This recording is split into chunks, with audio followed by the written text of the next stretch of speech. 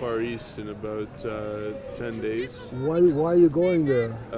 I want to learn yoga to attain kind of a mental calm, to practice mindful meditation as well as yoga. I wanted to explore some Eastern ideologies as well, and my kind of contention is that, you know, if there's something stronger in Judaism, then I'll come to realize that on my own. What you're looking for has to be found within yourself. Yeah. And you're Jewish? Yeah. So you have to find it as a Jew.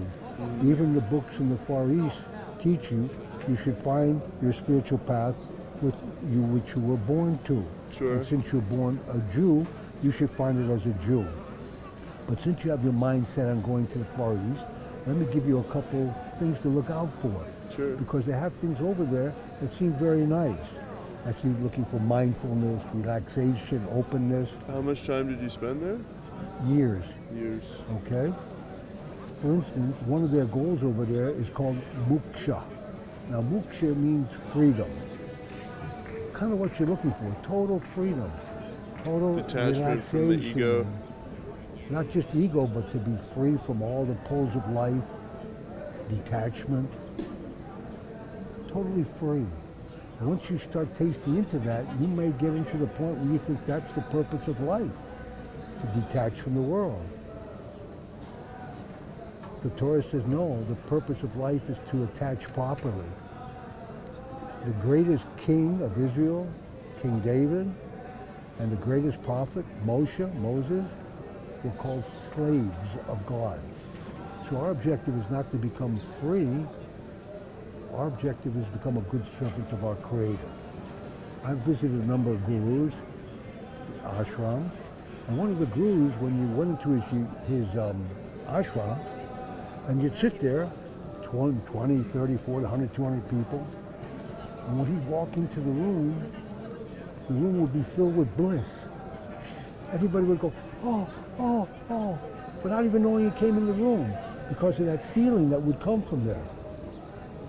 So that seems like somebody you would want to listen to. He wrote a book called The Blue Pearl. And in this book he said the highest vision possible is the blue light. And you see it, it's gorgeous. It was so gorgeous it knocked me over when I saw it.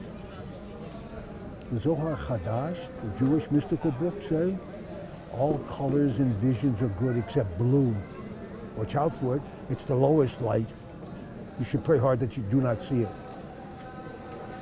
So we're not talking about a social difference. We're talking about a spiritual difference in direction. Values or? Not just values. It's a direction. Since they go into a place of many gods, their spiritual path will end up with many different heads. Our path is one God, one eternal God who's infinite and all and everywhere. So our goals are different, so our techniques are different. Is like the worship of a deity, like, can that be detached from the teachings of Buddhism? Or are they it's a good question. Now, the Torah teaches us you can take poison, and if you water it down with enough healthy water, the poison becomes nullified. Like 60 parts water, 100 parts water, 1,000 parts water. Enough clean water will wash that out, and you could drink it. But with idolatry, you cannot do that. Even if there's one little tiny drop of idolatry and 1,000 good ideas, it does not nullify the idolatry.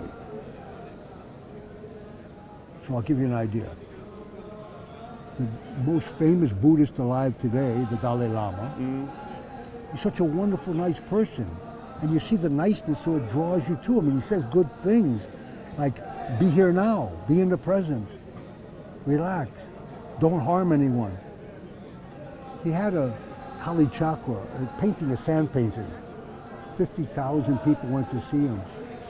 He was going to bring peace to the world. And the way he did it, by taking this drawing that he made out of sand, colored sand, and poured it into a body of water. And that body of water would reach all bodies of water, and it would appease the God with 4 heads and 21 arms. There's no God with 4 heads and 21 arms. Vishnu, isn't it? The point is, all these people like him because he's so nice. The good things that you're talking about that they have, that they also walk away with a God with 4 heads and 21 arms. We don't want that. There's one God that's infinite. You should try to find your spiritual solution here because you're a Jew. They would say that these are manifestations of one God. All is manifestation of the one God Right. is all. So why worship that or that or that? You want to find your spiritual answer in Torah.